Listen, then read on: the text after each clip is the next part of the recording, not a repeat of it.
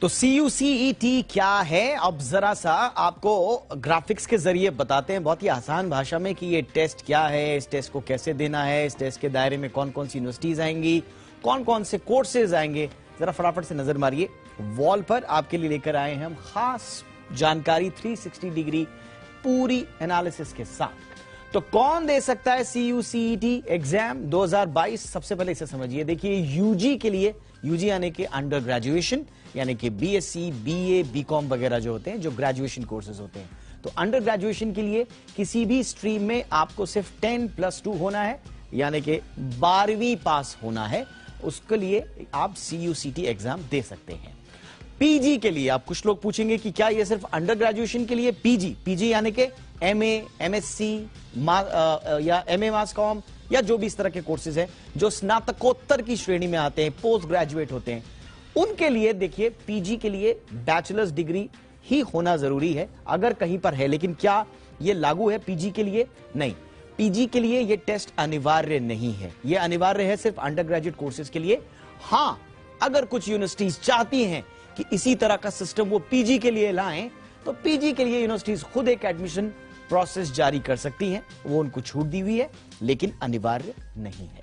तो ये से जुड़ी हुई जो बेसिक जानकारियां हैं वो हम आपको दे रहे हैं। अब सवाल यह है कि CUCET कौन आयोजित करेगा? तो देखिए, नेशनल टेस्टिंग एजेंसी यानी कि NTA, जिसका गठन कुछ अरसे पूर्व भारत सरकार की ओर से किया गया था, ये नेशनल टेस्टिंग एजेंसी ही ये टेस्ट आयोजित करेगी।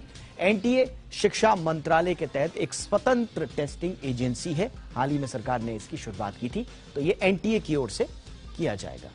अब सवाल यह है कि CUCET 2022 में एडमिशन की प्रोसेस क्या है? तो देखिए, अप्रैल के पहले हफ्ते में, फर्स्ट वीक ऑफ अप्रैल में CUCET एप्लीकेशन फॉर्म जारी होंगे, आपको नोटिफिकेशन पता चल जाएगा।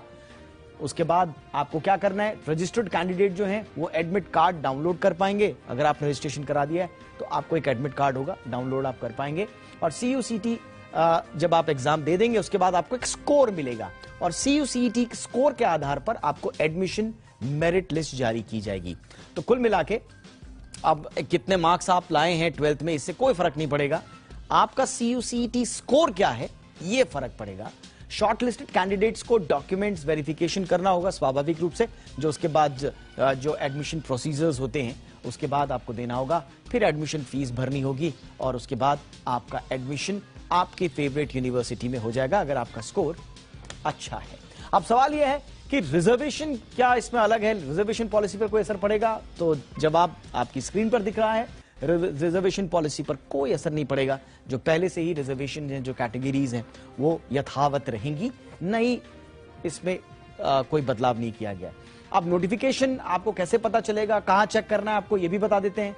तो UGC की जो आधिकारिक वेबसाइट है वहां पर आप जाइए, नोटिफिकेशन आपको पता चल जाएगा। वहां पर जाइए, फॉर्म डाउनलोड करना है, रजिस्टर्ड करना है खुद को, सारी चीजें वहीं पर मिलेगी।